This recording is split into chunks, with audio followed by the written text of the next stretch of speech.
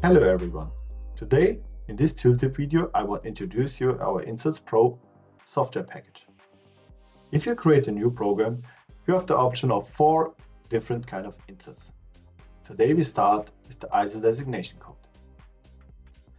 At first you choose your fixture type, you have anvil or tool holder, and in the next step you create a design. These designs are standard in the ISO 1832. Today we go for a triangle shape, which has a clearance of 3 degrees. You can choose also the tolerances and the design of the insert. Here you change the size. 22 mm length means an INC of 12.7. And you have optional functions. Here, for example, if you have a T length. Then you can also set the designs or the sizes. Here, the blank oversize, maybe you have 0.3 mm oversize. And if you have PCD or PCBN, you can change also the wafer thickness.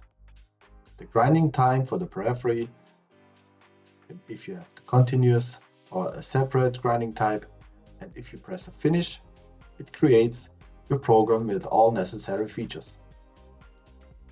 After a short time, you have also a simulation. You have the digitizing operations and the roughing cycles and the finishing cycles as well. And if you have a T-length, which is a 3-axis movement required, you can change it as well.